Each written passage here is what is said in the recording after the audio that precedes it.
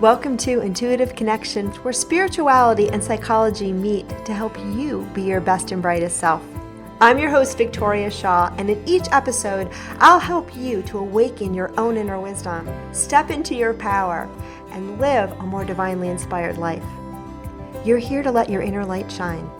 Are you ready? Let's do this. So hello and welcome to Intuitive Connection. Today we have a really special guest and a topic that I think many listeners are curious about. And our guest today is Alison DeNicola. Did I say that right? Perfect. Yay! And Alison is an author, a card deck creator, inspirational teacher, yoga and meditation instructor, energy healer, and she is the national sales and marketing manager at US Game Systems in Connecticut, which is the company, right, that does tarot, right? Yeah. Well, it doesn't do tarot, but it creates like the main tarot decks. So today our topic, I'm excited to learn about all the cool things that you do. She's also a retreat leader, and you know how much we love retreats here on Intuitive Connection.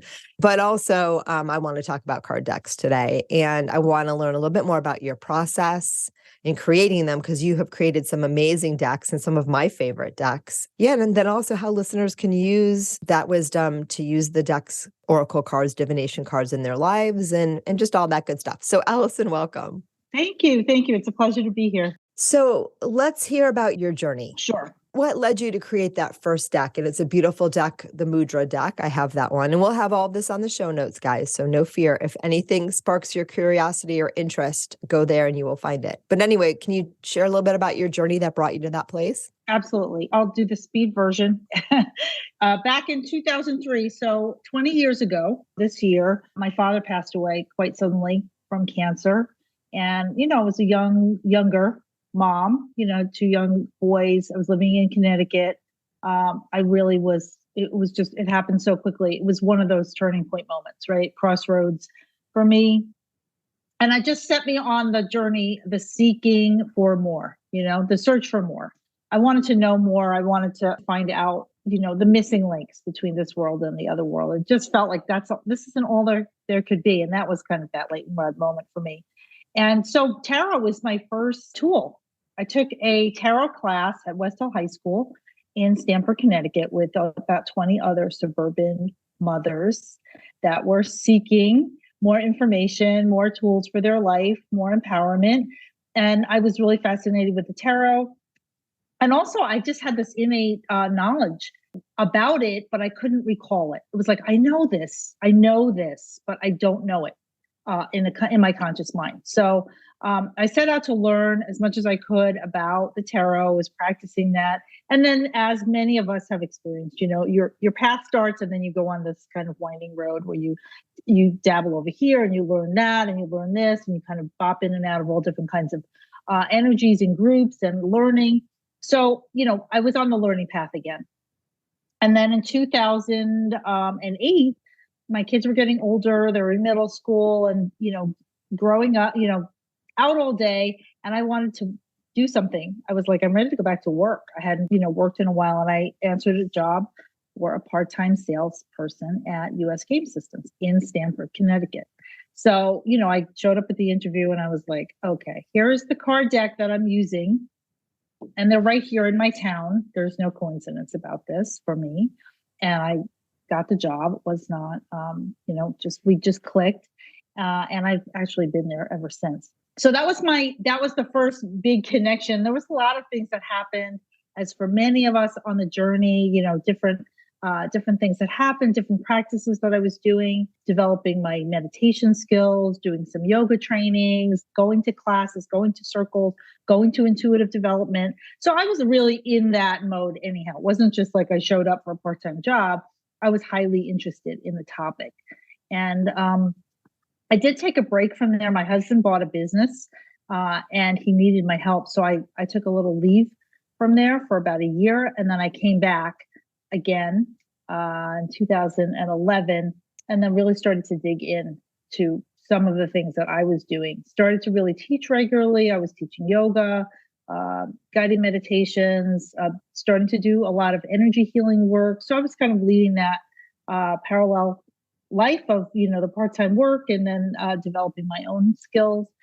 And then in 2015, we distributed a card deck, pretty famous, like old school card deck called, now I have to think about what it's called. It's written by Gertrude Hershey. So she's a German author, and it was a Mudra deck, and it was going to go out of print. So at the time, my boss, Stuart Kaplan, who since has passed, but he's the founder of the company, came to me and said, I know you're a yoga teacher. Would you want to write a Mudra deck? And it was like one of those moments, like I felt like I was in a cartoon and there was like a bubble over my head, which said yes. And I had been going to Kripalu. I was a faculty assistant there for several years, 6 years, helping one of my teachers up there pretty consistently. So I was very familiar with the mudras. I was really familiar with the Kripalu style yoga. A lot of my trainings were there, and I was a likely person to do it, to create the card deck. So that was a huge opportunity that I felt was just offered to me very graciously by Stuart. And we kind of went from there. I met Sabina, who's the artist, just by looking at her work online, and reached out to her and asked her if she wanted to illustrate this card deck. And we just clicked right away. And she said yes. And that's kind of how it all started. So it's not really the usual, honestly. It's a beautiful story because it's a story of someone who feels a nudge, feels something, feels like, a call to grow, to expand. And you followed it, and you followed the breadcrumbs, as we often do. And you listened when, there was a knock at the door. You opened, one door after another door until everything came together. So I think it's a beautiful story. And I think a lot of people, when they look back at those watershed moments of their lives and the things that really transform them and the synchronicities and the way things lined up. And I feel like I'm just throwing a lot of words out there on the page right now. But I mean, I think it's a beautiful story. And I think it's exactly how life is supposed to work. It's the best when things are in right timing and you feel it. When you're in that moment, that everything is lining up. And it's almost like you're in awe of it, which is exactly what happened to me that day. It was just sitting there thinking, oh my gosh, I can't believe I'm getting this offer. And it's about something that I'm really interested in. I've been offered some other projects and things, throughout the years that really didn't resonate. Right. The conscious mind, the thinking mind is like, should I pass this up? Somebody is making me an offer. Maybe I should do this. But, the heart is always a truth teller. The heart knows, is this right? Is this in alignment with who I am? Can I bring this idea, or this subject to life? Can I infuse it with my energy? That is basically how I felt, especially about the mudras. So it's beautiful. And it's a beautiful deck. It's an absolutely beautiful deck. I really enjoy it. And what's nice about the deck too is, you can use it as an oracle deck. What do I need to hear today? But then you also get the mudra. You get the mudra. Yeah. So there's something that you can do when you get it, and so it's both a powerful practice and some 411 about, where you're at and what you want to focus on, which I think is super, super cool. It's a super cool combination. And I imagine you could also use it to learn the mudras or just to practice the mudras and have that energy as well. And there's a few that have become my favorite mudras that, from playing with your deck, because I didn't know anything about the mudras. So I am a fan. I love that. Thank you. Yeah. I wanted it to be something that somebody who didn't know anything about it could learn. It could be like a learning instructional deck. And then it's also became just kind of like this thing that my yoga teacher friends were like, oh, I'm so glad I have this because I keep needing to re-inspire myself. What is my theme this week? What am I going to work off of? And so they could intuitively pull a card and say, oh, we're going to work with the throat chakra this week and weave in that mudra or maybe the meditative practice. So, yeah. And it occurs to me that some of our listeners might not know what a mudra is. So let's have the expert here explain that just in case. Yeah. So everybody has experienced mudras, right? Because we put our hands into prayer and this is a mudra. And it goes through so many different cultures, so many different societies use hand gestures. And so the definition of mudra is a seal or a gesture that comes together to move energy, to create, an energetic signature. And we have mudras mostly of the hands. And in yoga practice and meditative practice, that's what they evolved out of. Also, they use them in India for dance, for expressive dance. So the hands will tell the story. So there's dance mudras that are almost like a sign language. Then there are also other mudras, locks or seals of different parts of the body. So, there's breath practices, using your mouth in certain ways that would be considered a mudra, with the tongue touching the top of your mouth, or different body postures that could be considered a mudra in yoga. Beautiful. Yeah. Tells you where my mind is going, because the only American mudra I can think of is the one where someone cuts you off in traffic and you and you show them your finger. Or this.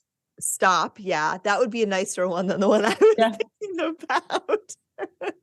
But, when you make that particular gesture with that middle finger, like it is a powerful mover of energy. And I think it speaks to that. And I know the mudras are a little more sacred than flipping someone the bird, but it's the same thing. I imagine they really become, imbued with energy. The more you practice them, in conjunction with that intention. Mm-hmm. And they're really powerful and beautiful. Not the one I was just talking about. I'd stay away from that one unless, It's powerful. But it's powerful. And I have this little practice. I'll share this because it's coming into my brain. One of the ways that I've trained myself away from getting angry, when I'm driving, because it's a normal thing that we often express our anger that way when something doesn't go our way on the road, is if I do feel the need to, or the desire, because there's no need to make that particular hand gesture, I will do it covertly. So I won't be in somebody's face, but I'll do it like on the steering wheel. And it just releases the energy. It's like, that made me mad. I'm going to release it and I'm done. Mm-hmm. And then there's no need to blame them or yell at them or potentially create a situation that I might not be really happy with when, because people don't tend to respond to that particular gesture with soul. It tends to provoke more angry ego, right?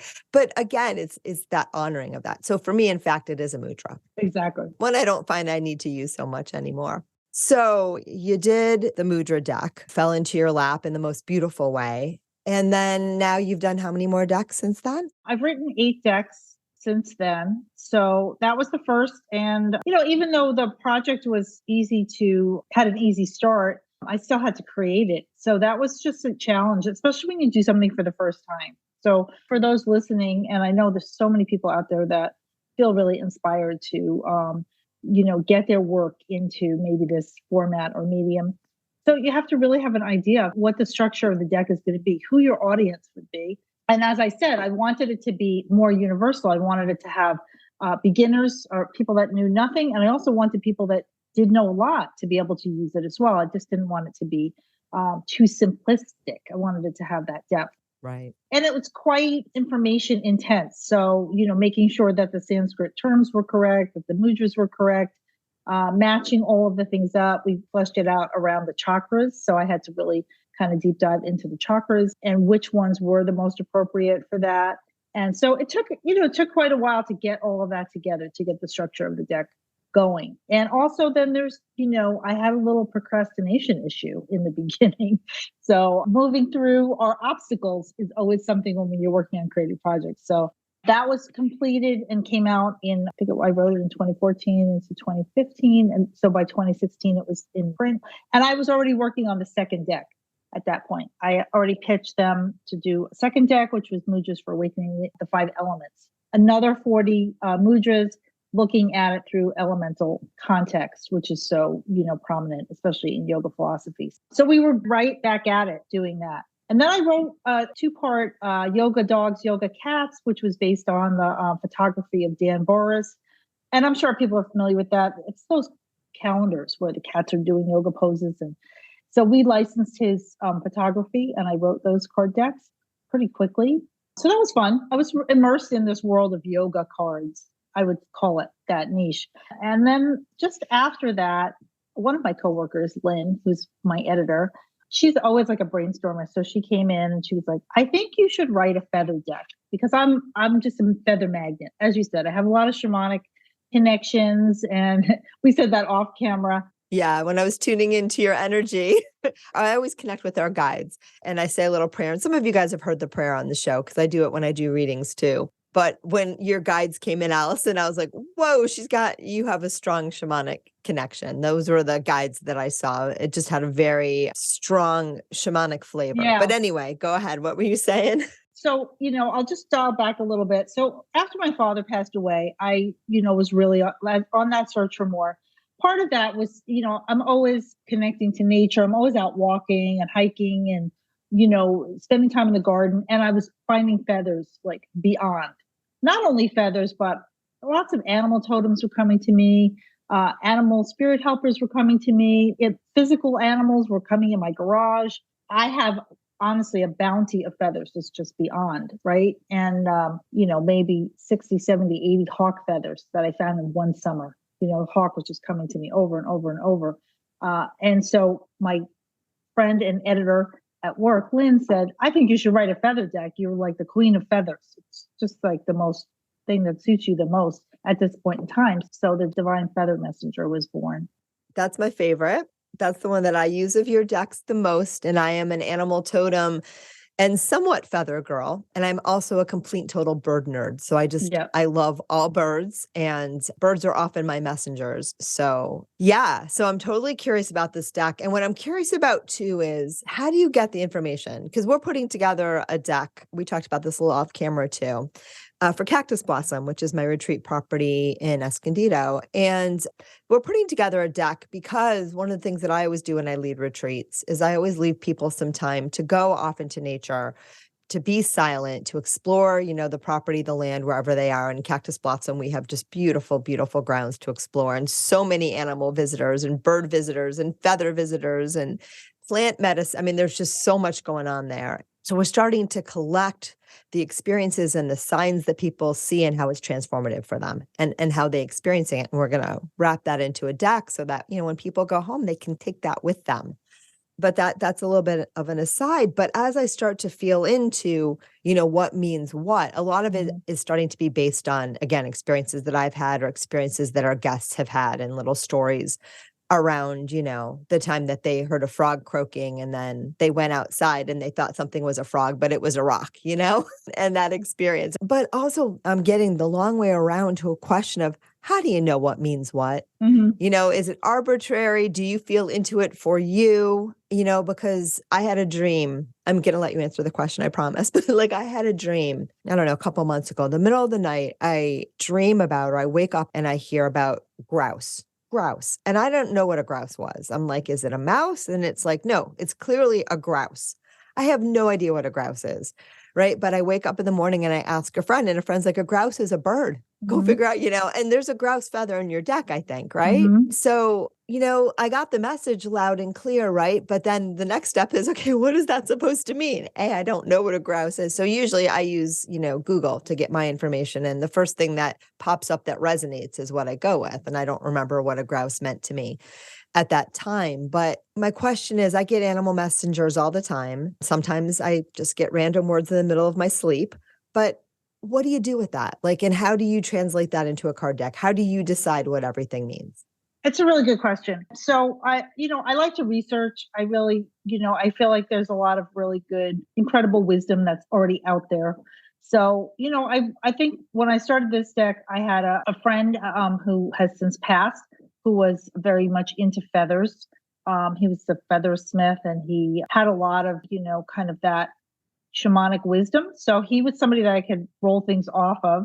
And he also had an incredible library of books that he allowed me to borrow. So I took that resource, maybe like a dozen of the books that he had that I took on loan, and, started to just go through. Some of the things already had meaning to me, as you suggested, you have your own experience with it. But I wanted to have that credibility of like a consensus for a lot of that. And then for the messages, those are always just intuitive. So that's just like a download. I just notice this is how my process goes. I try to give some kind of description or consensus, or a little shortened historical or, factual kind of thing, or something that's taken from other people's wisdom in the book. And then I leave space for my own intuitive interpretation of what I think that means in the moment. And that seems to be how the thing unfolds. I didn't want it to end. I had so much fun writing it and just being with the birds. And I tried to include some other things in there for people to think about, like seasonal connections, color connections. And I just like to, blend some other items in there, because if you're doing readings for yourself or for other people, it's nice to have a little bit more fleshed out, information in the book. So yeah, I've been dreaming about Divine Feather Messenger, like British edition or something. I was just there and I was like, there's all these different birds here, in England. And I was like, it would be really fun to do a European Divine Feather Messenger or Southern Hemisphere one or something, because people do comment about that. They say a lot of these are North American birds that I've included. That's really true. I would never think about that. Yeah. That's why I hadn't heard of a grouse, because I don't think grouse is a Connecticut bird. Yeah. So I have two questions for you. Okay. One, did your dad ever leave you feathers? Oh, my father has left me everything. Meanwhile, he's always standing like literally right on my right all the time. So it's not like he's not right there overseeing and putting his 2 cents in.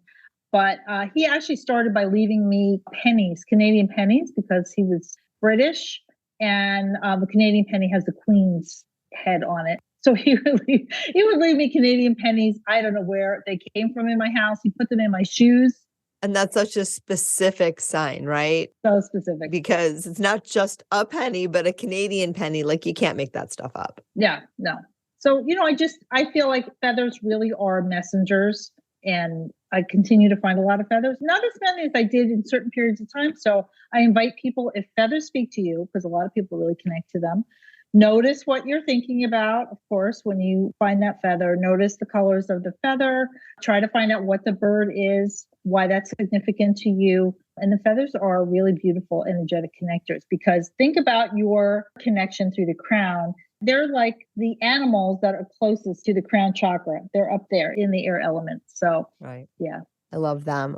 Yeah. For me, birds have been real potent and powerful messengers. And I've talked about this on the show, but I really, really, really tuned into birds. I've always loved them. And we had hawks living in my yard as a kid. And I just remember just nature, animals. It's always been part of my world. But when I was traveling to Egypt in 2019, which was a trip it was a game-changing, life-changing adventure for me. But it was a trip I was very much out of my comfort zone.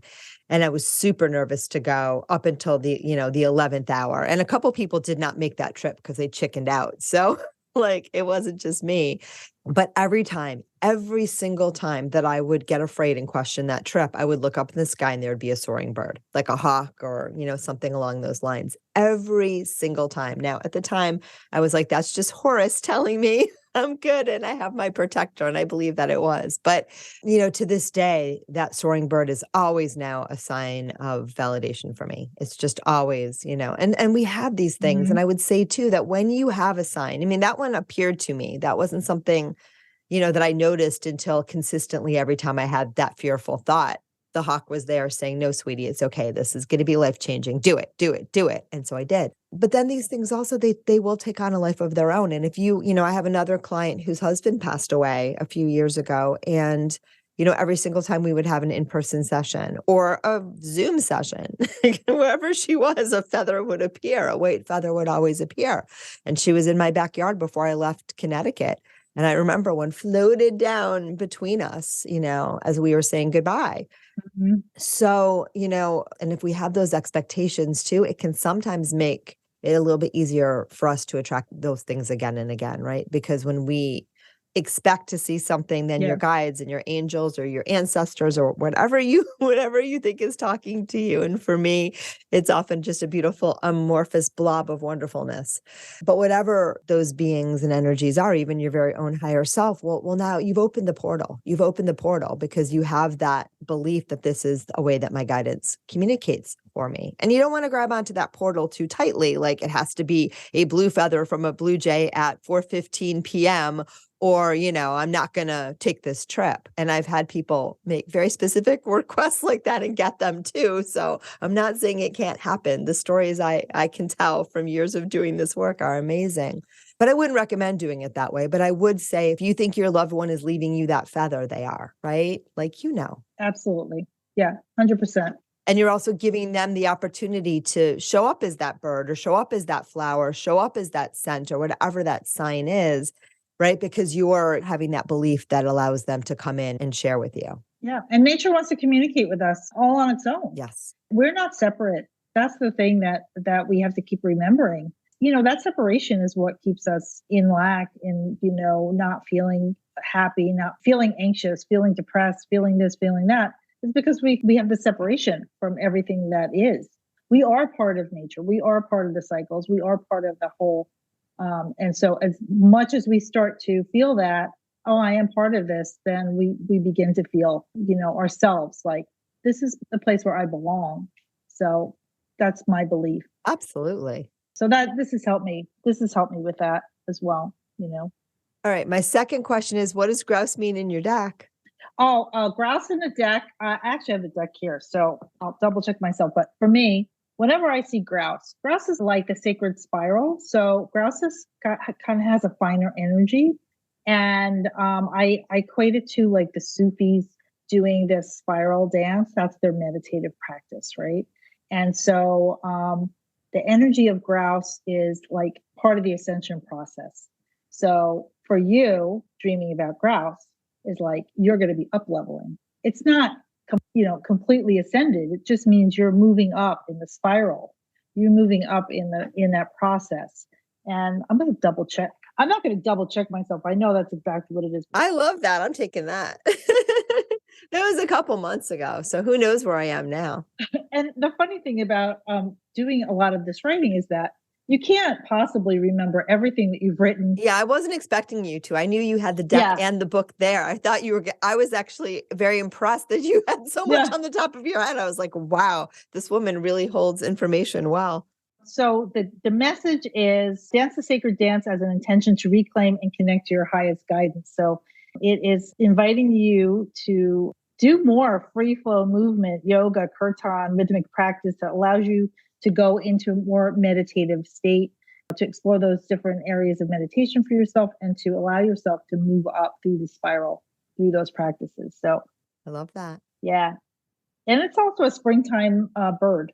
So it's a bird that you might see in springtime. So if you had that dream, I don't know when you had it, but it might have not been springtime, but yeah, it was a few months ago. But it was getting me ready for springtime to have this conversation with you now. And then I got your feather deck, and then I saw that grouse was in there. But by then, I did not get the answer from your deck at that time because I did not have the deck. I don't believe when I had the dream. But anyway, it's all good. It's all good. Awesome. And I also say, and I'm sure you say this too, you always want to feel into, whatever information. If I look at a deck, I always vet it with me. I feel into it. Does this resonate? What part of this resonates? Sometimes I will, I'll pick a card and I'll open the booklet and one sentence will pop out at me.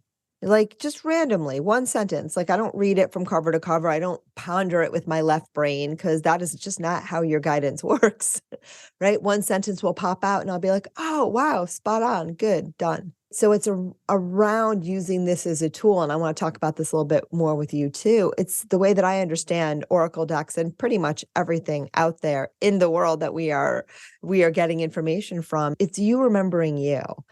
And so you want to soften the mind and see what resonates. It's not about the information that's contained there. It's about the information that's contained there, awakening that deeper knowing in you. I absolutely agree with you. And I think the best use of Oracle is, to trigger your subconscious mind to remember or to be alerted to things that you need to know. Because the conscious mind is so busy all the time, isn't it? It wants to create stories out of things. It wants to put things into categories. It wants to create the solutions. And, sometimes the answers for us are deeper within. So just that one word or just the feeling or whatever the resonance of the part is, whether it's the art, sometimes it's just looking at the art and you're like, oh, this is what I need to feel today or see or have in my mind today. And sometimes, people use it and sometimes it's a warning to say, here's a potential. You have free will. This potential does not have to be your reality. That's another side of some of the things. I mean, my decks are, I was with another author, deck creator friend who loves, her stuff is like, I feel like I'm like in the Disneyland over here because everything is so colorful and positive and whatnot. And so she likes to do the deep dive into the shadow work, which is just not, has not been something that has been an opportunity for me. But again, that, sometimes when we dive into the shadow and we get those messages too, It's something that we need to take a look at, or we have free will to say, okay, I'm going to look at this and then I'm going to heal it and transform it. So I do think there's a lot of opportunity there. I love decks that are positive personally. Like, I feel there's no bad cards. There's no bad cards. And, back to the tarot, and some people know this story about me too, but in 2018, I was at a networking event in Connecticut when I used to live in Connecticut. And Beth Lees, who is the owner, and she's been a guest on this show, the leader of this networking group, she has these little tarot card business cards. So each one's a tarot card because that's her jam. And then, she has a little sticker on the back with all her info. So it's always really fun at the end of one of these networking things because you pull your card and then Beth tells you what it means. And so I'm challenging life, right? I'm challenging fate. I'm like, normally, I feel into the deck and which one do I want? And I'm like, I'm going to just take whatever's on the top. I'm just going to trust life to give me whatever's on the top. That's mine. Well, I pull the Tower. And I used to read tarot cards for myself in high school. And the Tower was a very frequent visitor because I had a very tumultuous high school experience. So I know all about this card, and it's not a card that I want to draw, right? So it is getting me into this tailspin. And then the card follows me everywhere, like it's like dropping out of the sky, like literally. And I blogged about this. And, for people that don't know, and Alison, you're probably a better person to explain this than I do, but the way that I think of the Tower card, and correct me, if I'm wrong or you have anything to add, it's sort of like the transformation card where, everything is coming down. Death is one of my favorite cards in the tarot because it's a much softer transformation. It's more about the cycles of life, but the Tower is just like, it's all going to burn. It's all going to burn. Yeah. It's all going to burn. And I really had a head trip over this, and it started a long journey for me around this idea of I want to just trust in life and release my fears in life. And boy, I've been having fun playing with that. But one of the other, I think it was 2019 actually, but whatever, doesn't matter, because the funniest thing happened is that I blogged about this and I sent it out on my newsletter, and one of my longtime clients emails me back and she says, Victoria, I think what this means is that you're going to move to California. And I was like, no, we're thinking about moving to California at this point in time, or ending a 28-year marriage, or many of the other things that I have changed, but that card was spot on. It was spot on. And what I learned from that experience was to really change my orientation to what I thought the Tower card had to mean, that I thought that it had to be hard. I don't think that anymore. It's been interesting. There's been challenges, but I don't think my life has necessarily been more challenging now than it was before I made all these transformations, just different challenges. And, I own because life is lifey. So I don't believe that there are bad cards, just like I don't believe anything in life is necessarily a bad thing. But I do think that when we come into these decks with this expectation that, there are bad messages and, we can sometimes make ourselves unnecessarily uncomfortable. So I like the happy decks because I feel like I want to always orient my attention to what feels good. And, that can be found anywhere, even in the Tower card. Of course. Well, listen, whatever we think tends to be realized, right? Exactly. We allow ourselves to, ruminate on something that scares us or, is uncomfortable, or we go into those fear places. We don't want to attract that. We don't want to magnetize that. Bingo. We know that's how energy works. But the Tower could also be like a change of plan. That's how I see it. The first thing I see with the Tower, depending on what I'm thinking about when I do cards like that, if I get the Tower, I'm like, okay, something's not happening today the way I thought it was going to happen. That's always my first instinct. It's like change of plans. Oh, that's so much softer than. Yes. Man, if I thought that, maybe I'd still be living in Connecticut right now. Maybe I just, would have gone right instead of gone left, when I was going to get my smoothie. On your question. So I've done readings too, where I have been at a crossroads, or I have been in a life-changing thing, and the Tower comes up and I get the answer that, yes, it's going down, Yeah. and whatever is solid remains. Whatever is true remains in the Tower. Always. Yeah, you can't let go of anything that's essentially who and what you are and what you need and what's aligned with your path. It just doesn't work that way. It's always the universe editing for you, even when you can't see why it would do that. Exactly. So yeah. Yes, 1,000%. And it does not have to be hard, like I said. And again, I had no question other than tempting fate by picking that first card. And fate was like, okay, you want to tempt me? All right, this is how it's going to flow. And it's been a beautiful journey. I have zero regrets. I'm glad. All really, really, truly wonderful and good. All right, let's pivot a little bit. Let's talk briefly about, how do you recommend people use these decks? I mean, some people use them professionally, some people use them personally. We talked a little bit before we hit record.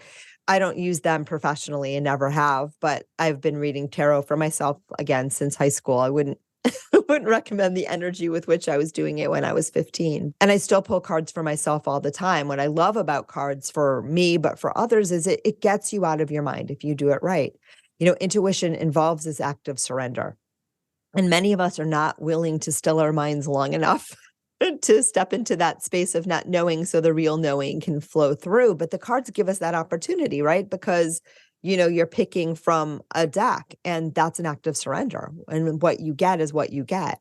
So I think that they're so powerful. And I think it's powerful too, like you said, your mind can be really loud and noisy. And when you pick a card, it orients you. It orients you. It gets you out of that mind for 1 second and orients you to something else. Mm-hmm.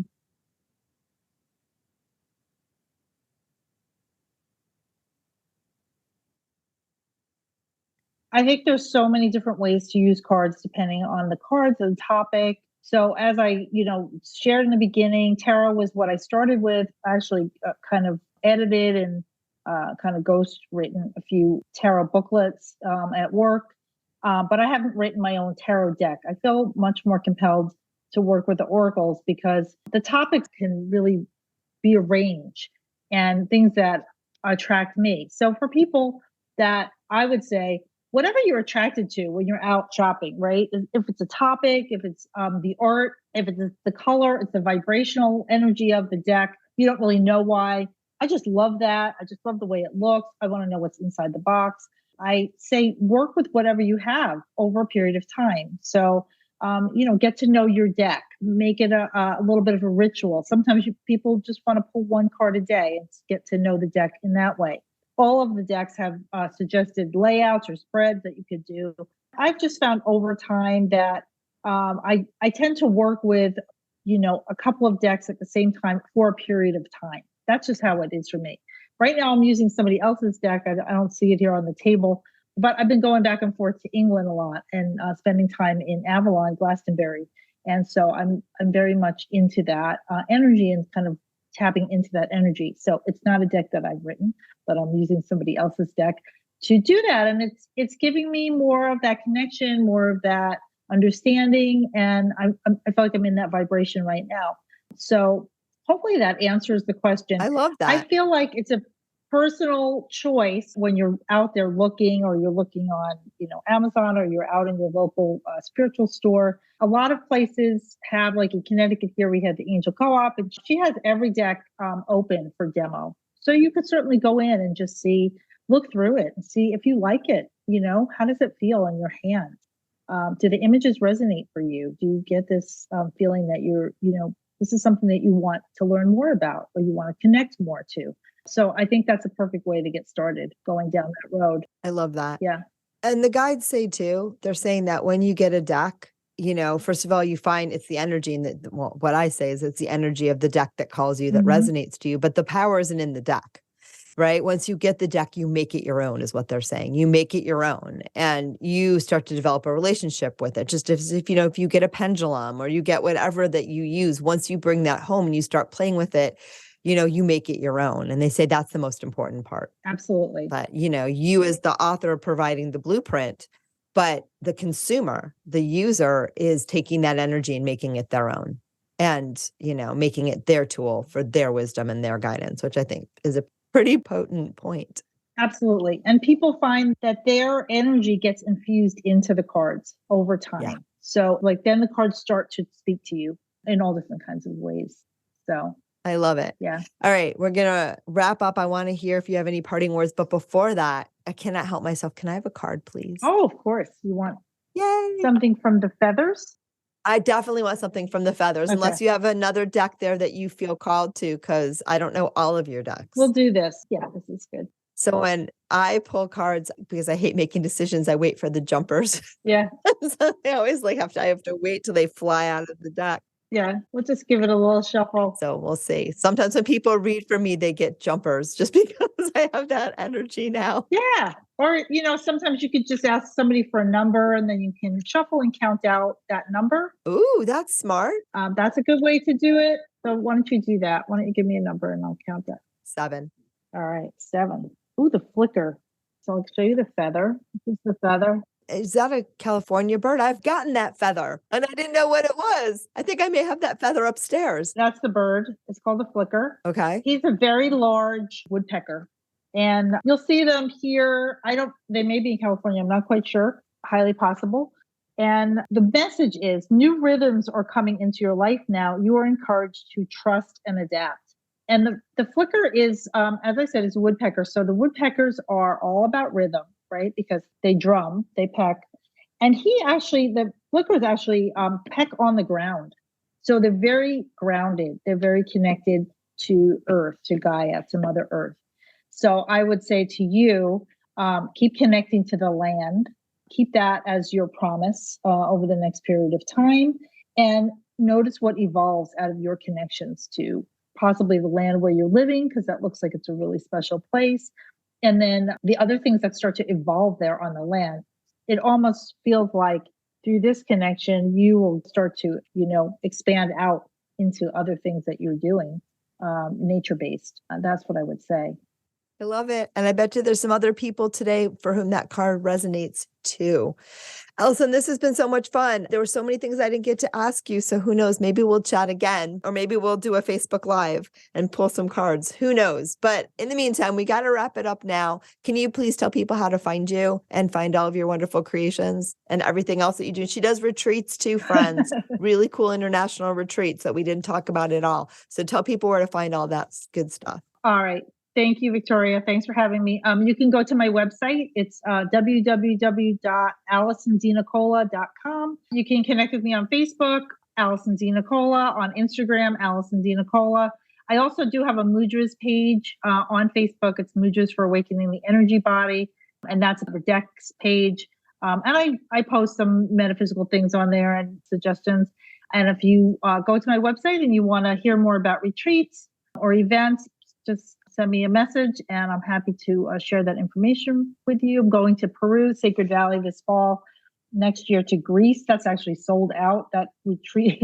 We got a huge crew going to Greece. We're going to be connecting there in the Aegean and Glastonbury, England in 2024. If you're interested in Avalon and the energies of Avalon, the goddess there, lots more other things coming. So it's been a pleasure being here. Thanks so much. Beautifulness. It's been a pleasure talking with you. And as always, I want to thank all of the listeners out there because I get to have these cool conversations because you guys are listening. And check out our website as well to learn more about what's going on with me, with Cactus Blossom Retreat, all that good stuff. Join the Facebook group if you haven't already. And very most importantly, have a wonderful day and namaste. Thank you so much for joining us today. I hope that you found joy, strength, inspiration, and clarity from today's episode. If you'd like to learn more and connect with an amazing group of like-minded souls, please join us over on Facebook in the Intuitive Connection Community Facebook group, where we explore these topics in deeper detail, have additional live teachings, and host Facebook Lives with our amazing guests. I hope to see you there. And of course, if you want to learn more about me or the work that I do, please check out my webpage, victoriashawintuitive.com. Thank you so much again, and namaste.